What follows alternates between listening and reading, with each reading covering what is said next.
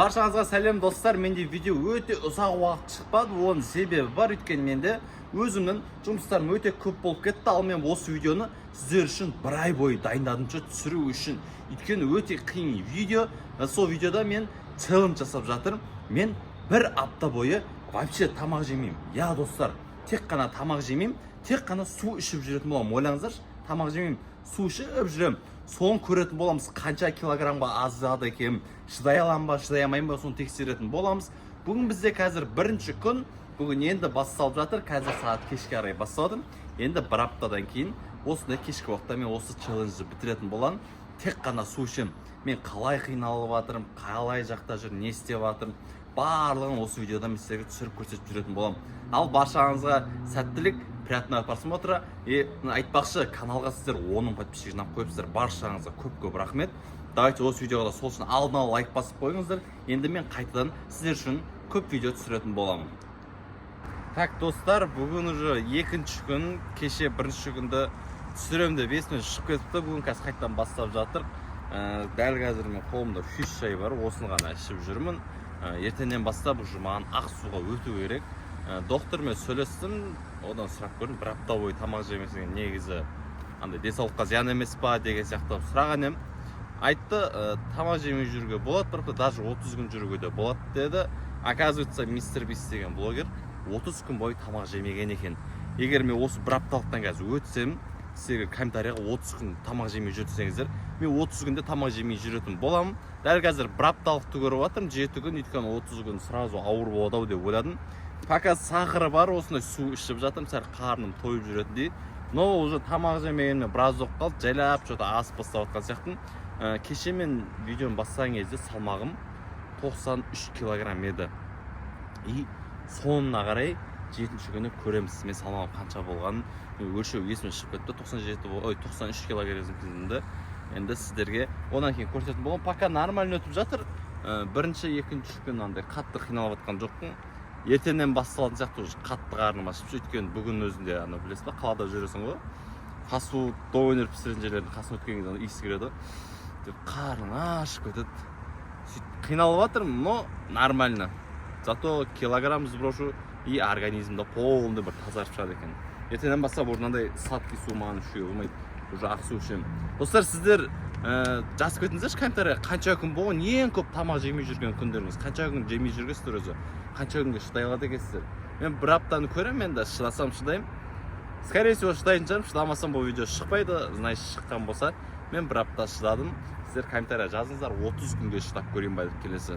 И және де достар, сіздер видеоның комментариясына қандай видеолар түсірейін, сол идеяны барлығын жазыңыздар. Эксперименттер, может бір күн бойы бір түрлі түсті не тамақтар жеймін, қызыл түсті ше, лейс деген сияқты, может быть, тек қана фастфуд деп жүрем. Сондай сияқты көптеген идеялар бар. Сіздер соларды обязательно жазыңыздар. Ал мен енді осы бір апталық челленджді бастадым. Суды ішейін ба сіздердің көздеріңізше?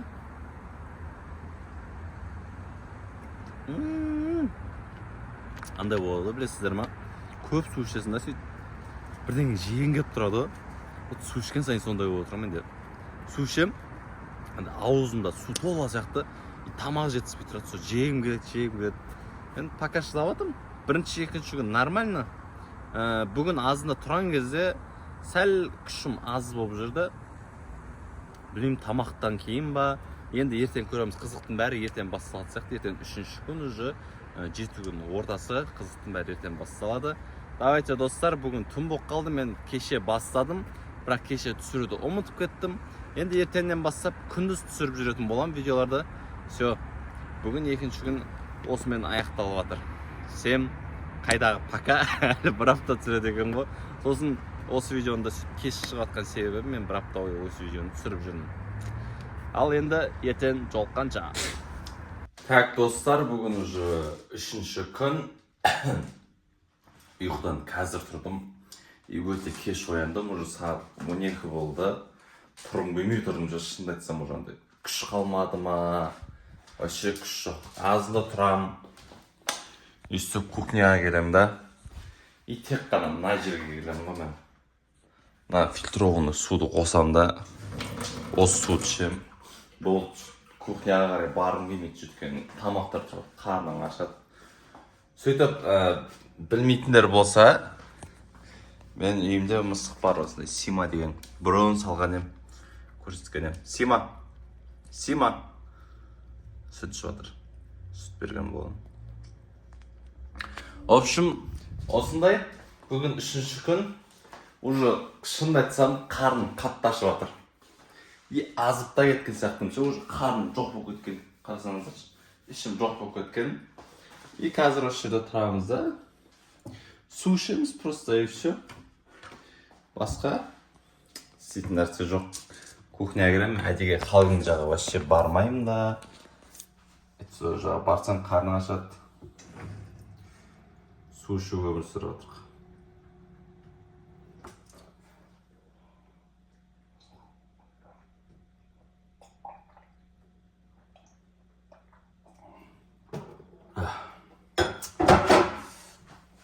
Все, мен қазір душқа түсіп, қалақ шығатын болам.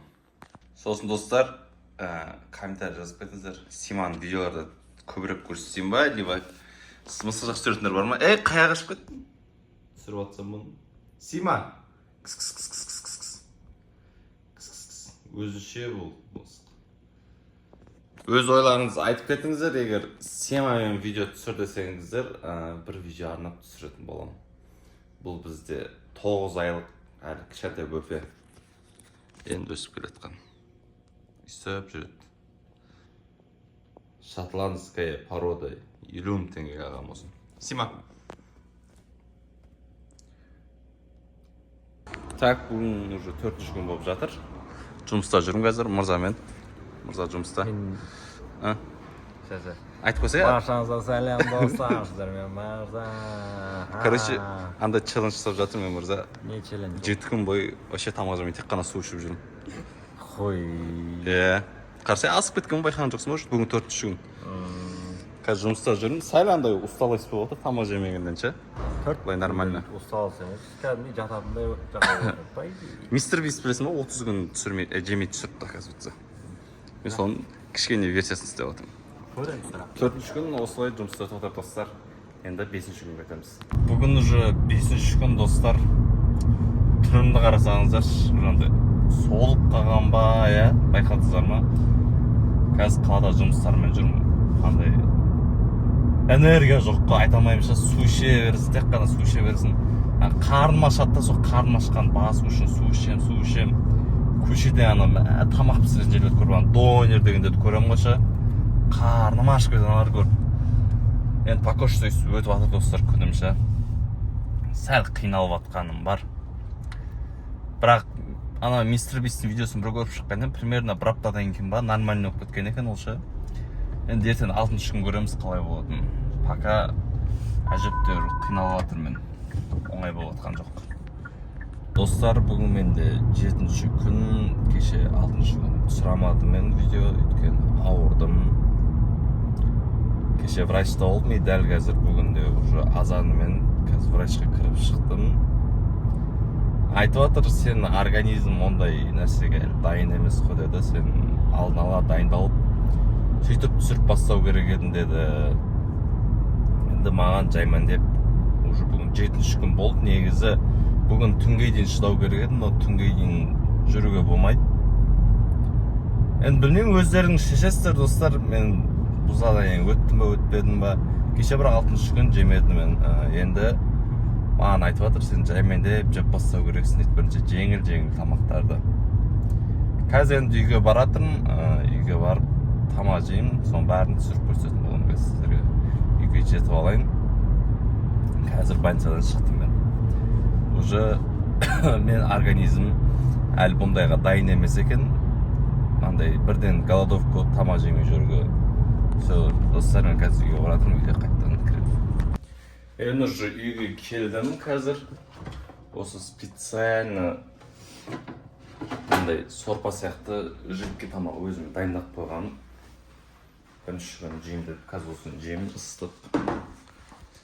Аламыз, микроволновканы ашамыз. Бүйтіп бір бетін бүйтіп ашып қойасыздар да, короче. Бетіне жабыстырмау үшін ысыған кезде.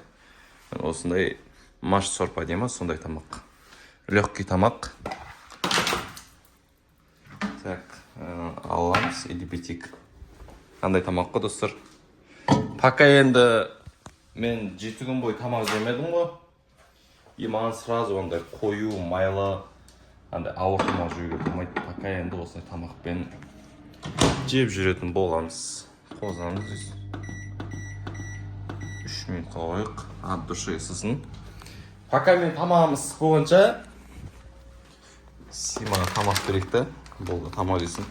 Андай бір кормақ кепті үйге. Күшті дейм аға, сондай дейді. Қазір береміз бұны тамағын. Көрек бұндай бірінші рет беріп жатыр. Нежный внутри дейм аға.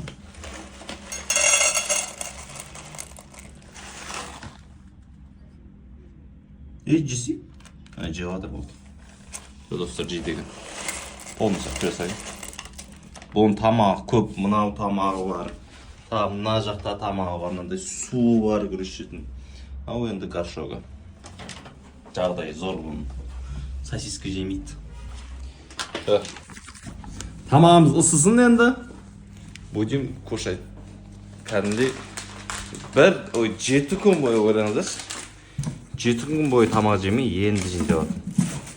Сіздер шадай алатын беттіңіздер негізі 7 күн тамақ жемеуге. Бірақ негізі үйіп жасамай-ақ қойыңыздар. Бұндай 7 күн бойы тамақ жемеу үшін алдын ала врачқа барасыздар, жазыласыздар, сұрайсыздар одан бола ма, болмай ма. Сондай негізі оңай нәрсе емес. Менің тамағым ысысын. Достар, тамақ ысыды. Енді тамақ жейін деп жатырмын. 7 күн бойы тамақ жемедім. Енді қазір көретін боламыз. Қарным ашып жатыр негізі. Қатты жеген келіп тұр қазір. Қиналғанымды айтамайын достар. Прям осы 3-ші күні мен қатты қиналдым. Мына каша сияқты тамақ.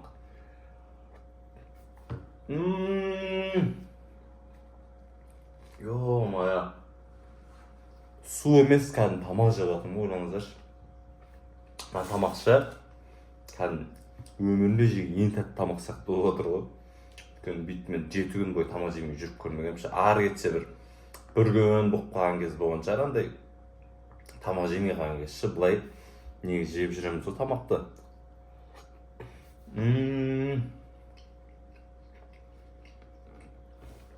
Тема. Достар, енді комментария жазыңыздар. 30 күн бойы тамақ жемей жеп көрейін ба егер.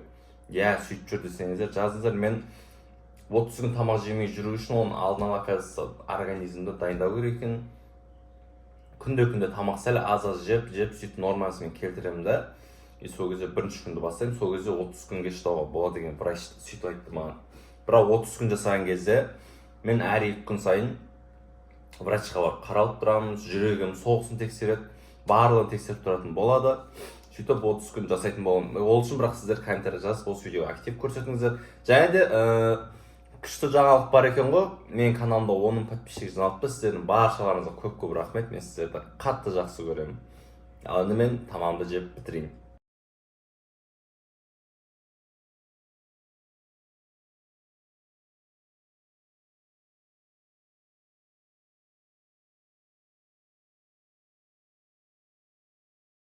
Достар, тамағымды жеп болдым.